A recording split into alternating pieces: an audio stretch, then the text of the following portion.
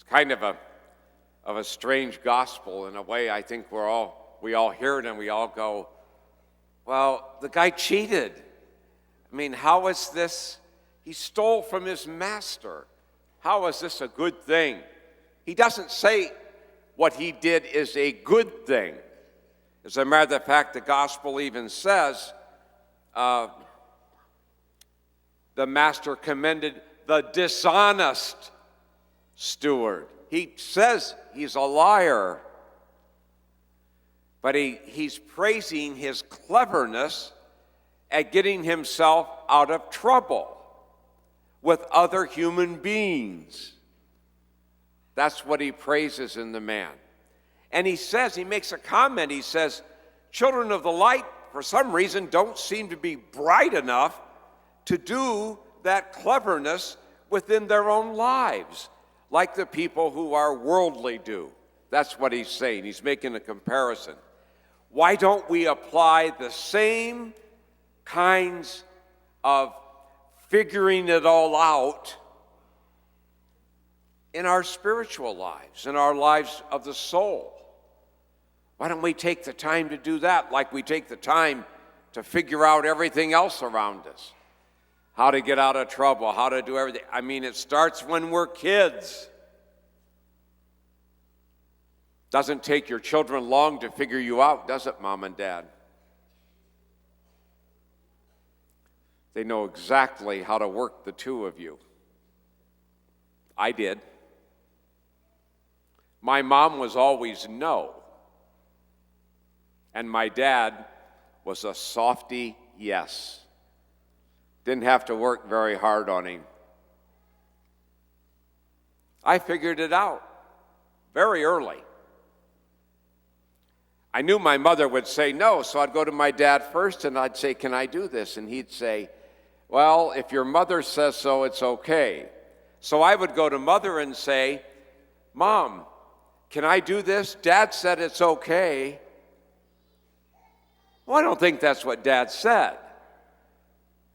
You know, I think she probably knew it too. Sometimes it was still no. It didn't make any difference.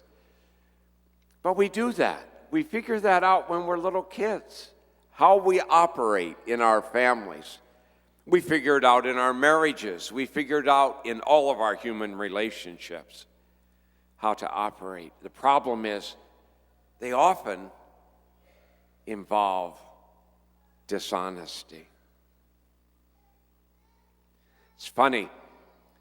For some reason, we've watered lies down to only big ones that really have any impact. But we're masters at manipulation. We're masters at half-truths, partial truth. A little bit of truth and a whole lot of lie, or a little bit of lie and more truth, mixing it. We're duplicitous. We're two-faced with people. We act like we really like them or something, or we act like everything's okay, but we turn around and behind the back do whatever. We plant doubt in the minds of others about things. It's the 8th commandment that says, you shall not bear false witness. It means do not lie. Do not cheat.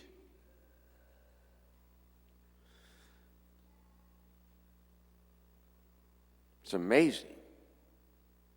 We live in a world that pushes so hard on things like accomplishment and comparing and all that stuff, competitiveness, climbing to the top, that we'll do anything to get there. I got to have that A or I don't get in. Or I don't get this scholarship or that scholarship. And so we're dishonest. And then the big one, oh, everybody's doing it. Well, that makes it right, of course. Morality by vote. No wonder we're in the trouble we're in. What happened to integrity? What happened to God, who is truth, all truth? God is not all lie, partial lie, half lie, little lie, big lie. He's nothing. He's truth. And says we have to live the same way in our relationships. With Him? I mean, how can you lie to God? I mean, God knows it from the very beginning. We are the silliest of creatures. It means living truth in our human relationships with one another, in our marriages, in our relationships, in our homes. The truth between parents and children and parents. Truth, not the lie, not the half-truth, not the duplicity, two-faced. Jesus often praises, one of them is Nathanael. He says, in Nathanael there is no guile. What you see is what you get. You get the truth of the man. He's not duplicitous. It's marvelous. Wow, what a way to live. We all have work to do in this area. Sometimes the biggest deceptions are the ones that we've rationalized ourselves into. Well, I believe all these issues, but I don't believe this one, so I won't pay any attention to this. And it'll be all right because I have all the others. So it doesn't take long. I've often said, you give me 10 minutes, I can rationalize anything and make it look good. You know who makes evil look good? Its source is not in God. It's in the evil one, who loves it when we can talk ourselves out of, when we're dishonest about our relationship with God or other people, or even ourselves. We have a lot of work to do. In some ways, I think we live in a world that lives a lie. And we really do need to stand and be people who try to live the truth, try to bring that truth more and more to life in ourselves, in our relationships. More and more. Why do we lie? I've often thought about this, and I think there's a couple of reasons that we learn it as children. I think one of them is, and it's probably more a problem for kids. That's where we really learn this one. But we lie because we're afraid. We're afraid of the truth. Maybe the punishments have been so severe that it really almost encourages lying. Not that that's a reason to do it. But a lot of times it's out of fear. And for us adults, a lot of times it's because we want to be more than what we know we really are. It's the old, you tell a whopper, I can tell a bigger whopper than that. You know, your fish was only that big, mine was that big. It's that thing about I have to be more than I am. So somehow I have to twist the stuff so that it looks good. But it doesn't. Whether it's that or fear, it does not please God, who is all truth.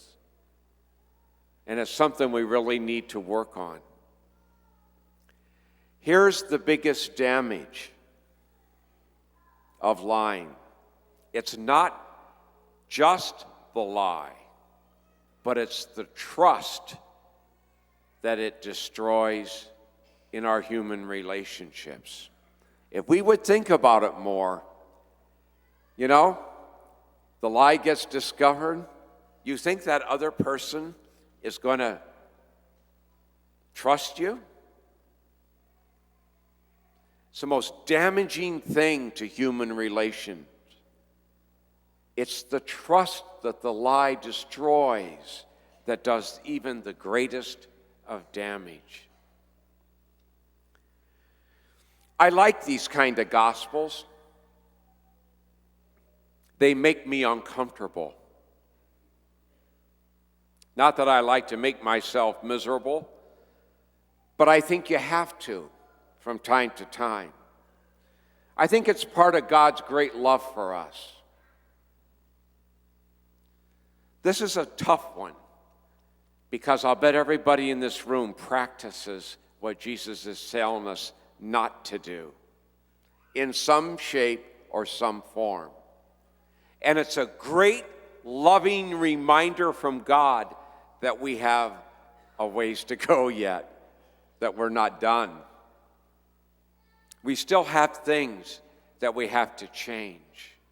And we'll be doing this till they close the lid on the box. Learning how to live in more truth.